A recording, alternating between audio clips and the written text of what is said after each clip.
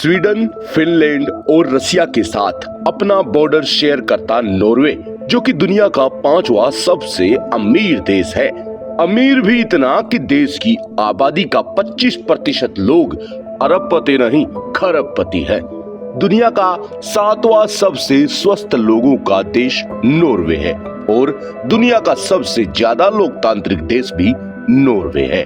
इसके अलावा किसी भी देश की खुशहाली मापने के लिए जितने भी इंडिकेटर्स या पैरामीटर्स होते हैं, नॉर्वे उन सभी में टॉप पर है। लेकिन पहले नॉर्वे ऐसा नहीं था। साल 1799 में थॉमस नाम के एक व्यक्ति ने बर्फ से ढके पहाड़ों का एक जगह का दौरा किया तो उसने देखा कि यहाँ रह रहे लोग थोड़ा बहुत खेती के बारे में जानते थे। ये ऐसी जगह थी जहाँ हर तरफ सफेद पहाड़ थे, इसलिए कहीं आना जाना भी बड़ा मुश्किल था।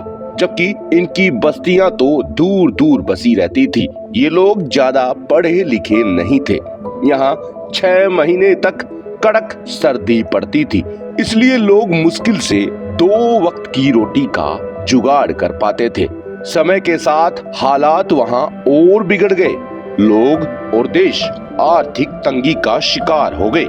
लेकिन आज का नॉर्वे इतना अमीर और स्वस्थ लोगों का देश कैसे बना, इतना डेवलप कैसे हुआ, यही सारी कहानी बताएंगे आज आपको गोगिलियो के इस खास वीडियो में। Saudi, Iran, Iraq, Kuwait, UAE, Libya, Russia और वेनेजुएला।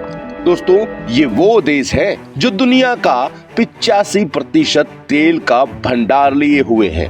अगर इन सभी देशों की जीडीपी मिला दी जाए तो ये दुनिया की जीडीपी का 8% है। लेकिन चौंकाने वाली बात है कि इनमें से कोई भी देश दुनिया के टॉप 10 सबसे अमीर देशों की लिस्ट में है ही नहीं। वहीं पर बात करें अगर नॉर्वे की, तो ये दुनिया का 13वां सबसे ज्यादा तेल निकालने वाला देश है। लेकिन अच्छी जिंदगी जीने वाले देशों में नॉर्वे दुनिया में 4थे नंबर पर आता है। यानी यहाँ के लोग शाही जिंदगी जीते हैं। लेकिन ये क्या कारण है कि बाकी जितने भी तेल के भंडार वाले देश हैं, उनकी जिंदगी शाही नहीं है? हाँ, वहाँ पर सभी की नहीं है, जबकि नॉर्वे में हर कोई अमीर है। इसका कारण है तेल का खेल।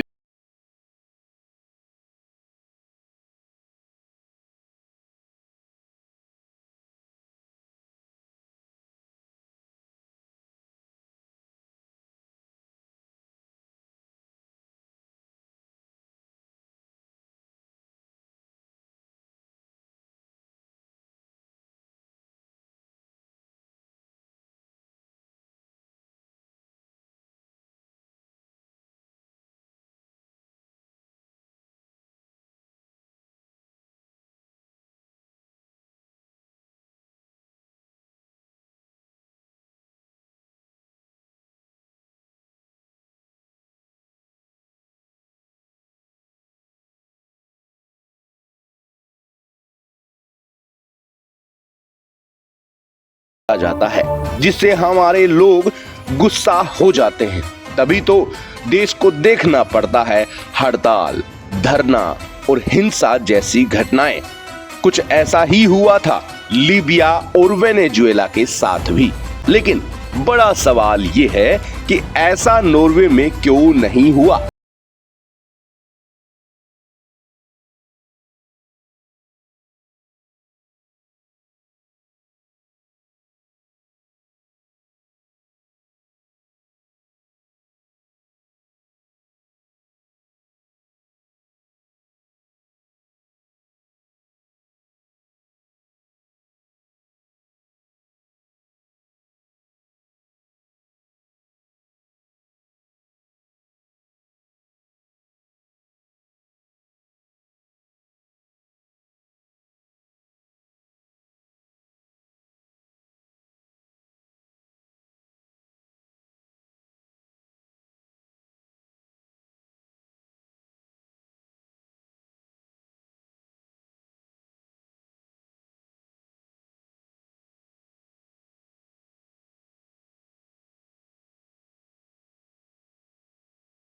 रही थी तब वहां के लोगों ने और सरकार ने मिलकर एक नियम और बनाया, जिसमें नॉर्वे के प्राकृतिक संसाधनों का इस्तेमाल सिर्फ नॉर्वे के लोग ही करेंगे। धीरे धीरे नॉर्वे अब डेवलप होने लगा। वहाँ रेल, सड़क जैसी बुनियादी सुविधाओं का विस्तार होने लगा।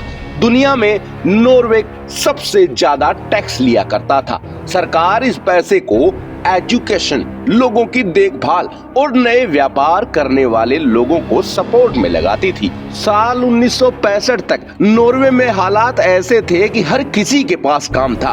बेरोजगारी तो सिर्फ नाम मात्र की थी। नॉर्वे की सरकार समझ रही थी कि सिर्फ तेल के भरोसे तो भविष्य तय नहीं हो सकता, कुछ और भी करना होगा। उसी समय पड़ोसी देश नीदरलैंड में गैस के भंडार मिले। तब नॉर्वे के वैज्ञानिक और इंजीनियर समुद्र के अंदर तेल खोजने में लग चुके थे, जो लगभग 2 साल बाद सफल हुए। इसका इतना बड़ा फायदा हुआ, जिस शहर को मछली पकड़ने वाला शहर के नाम से जाना जाता था, वो भी अब ऑयल हब बन गए हैं, जिससे और ज्यादा नौकरियां और ज्यादा रोजगार बढ़े हैं। दोस्तों, इसका असर नॉर्वे में दिख रहा था, क्योंकि वहां आलीशान शहर बनने लगे थे। लेकिन ऐसे ही ऑयल का भंडार तो अरब देशों में भी मिला था, लेकिन उन्होंने लोगों का टैक्स कम कर दिया। लेकिन नॉर्वे इसके उलट था, वो टैक्स भी ज्यादा लेता था, क्योंकि उसका फायदा ये था कि जो भी टैक्स देने वाला था, घूम फिर कर पैसा उसी के पास आ जाता। क्योंकि हमने आपको बताया ना कि वहाँ एक नियम था कि प्राकृतिक संसाधनों का कोई एक मालिक नहीं है, सभी का अधिकार है। इसलिए ऑयल से मिला पैसा सिर्फ लोगों पर, लोगों के लिए खर्च होने लगा।